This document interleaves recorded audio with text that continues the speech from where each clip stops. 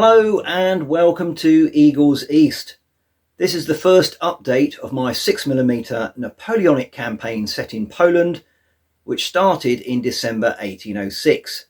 In my introductory video, I asked you to comment and indeed vote on 3 options for an initial scheme of manoeuvre for the fictitious French XVIII Corps as they moved out of their assembly area at Katuszin to confront the Russian Southeastern Corps. I had a fantastic response to that. Nearly 100 of you voted and indeed commented with some quite good analysis, I think, in some respects. So there's some budding armchair generals or indeed armchair marshals out there. And let's take a look at where we got to with those votes. As you can see, one choice was as popular as 2 of the others put together. And it's probably no great surprise that the option that won through was number 3. So, without further ado, let's catch up with Colonel Pierre Bière, Chief of Staff of XVIII Corps, and look at the progress over the last couple of weeks for the French.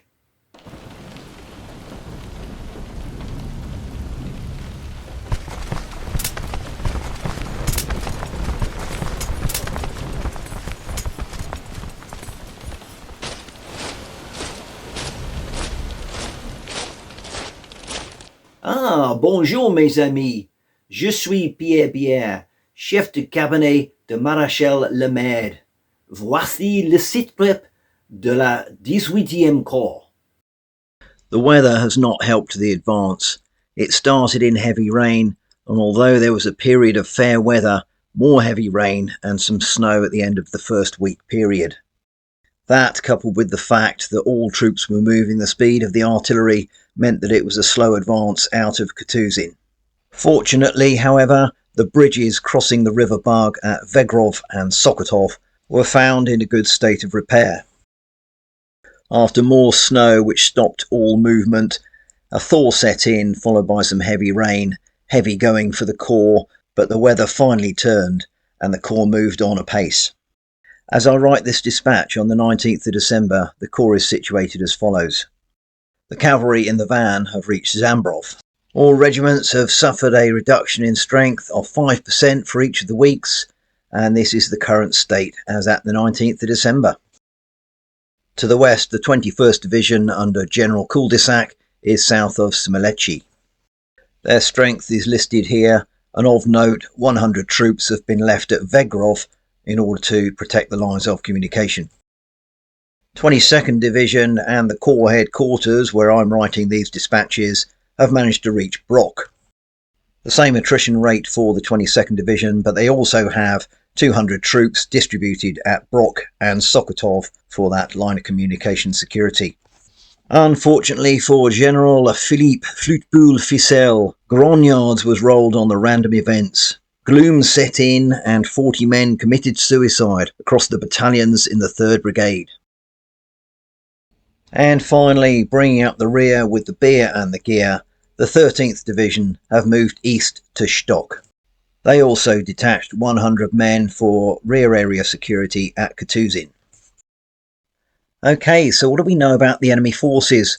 Well, local peasantry and our own scouts have indicated hordes, quote unquote, of Cossacks located in Makovo to the north, Pianki to the northeast, and Mordy to the east. At this stage, the numbers and size of those units are impossible to ascertain. But it is thought very likely that these are extremely advanced forces from the Russian Southeastern Corps, which is very much likely to be still based around Bialystok. Encore! I'm going to get you to choose an option for the next scheme of manoeuvre. Let's have a look at those. Option 1 is a general advance for the Corps in all directions. The cavalry continue to the north, as will the 21st Division. 22nd Division, along with Corps HQ, will go to the northeast, and 13th Division will go to the east. The advantages are that this secures the River Narew, and it is a broad advance. However, the disadvantage from that latter one, it also means that the Corps is dispersed. The second option is pretty similar, apart from the fact that 22nd Division along with Corps HQ will travel along the same route as the cavalry.